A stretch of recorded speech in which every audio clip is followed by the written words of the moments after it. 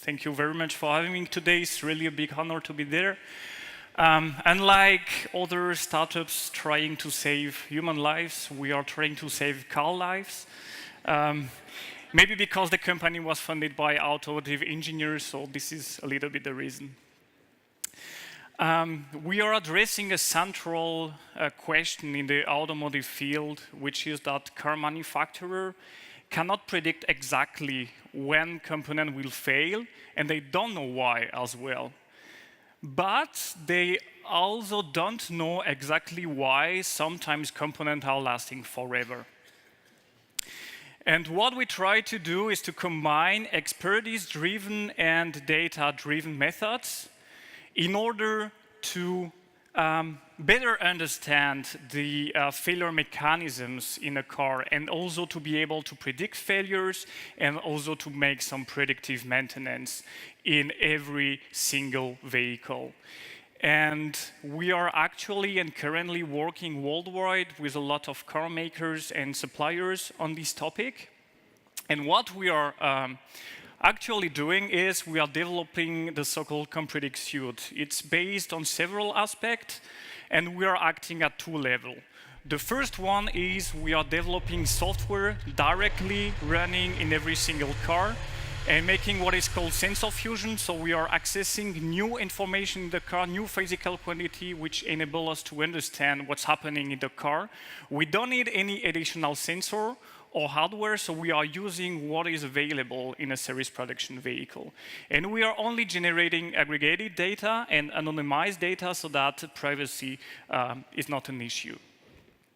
The second point is that the data we are generating in the car are not sufficient to fully understand what's happening. So we are enhancing this information with some metadata, which can be about the weather, which can be about the production, about the material, also about failures, but also about components which were not failing but should have.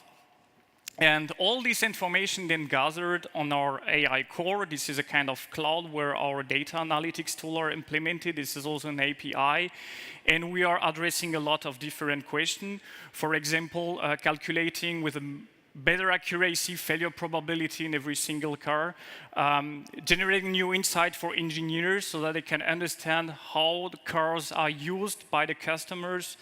And we are also able to make some individual and fleet analysis in terms of predictive maintenance, for example. And all these methods are pending at the moment, and we are pretty sure that we should get 2 patents by the end of the year about these topics. The last point, this is, of course, the user interface where we are communicating the results from the data analytics, and we are addressing development engineer on one side and also the driver and the end customers on the other side. What are the benefits of it? This is a little bit in the sense of the interface I was speaking about.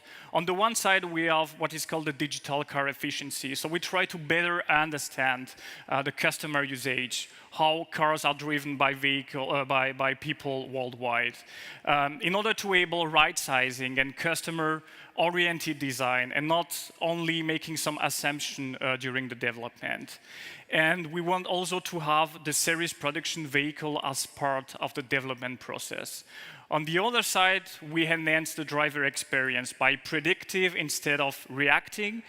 We are also enhancing customer satisfaction and generating individual maintenance plans for every single driver.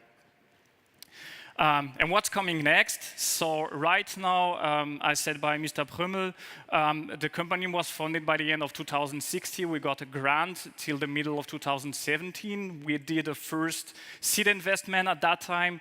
Right now, we have 15 employees. We are hiring 3 further employees by the end of the year.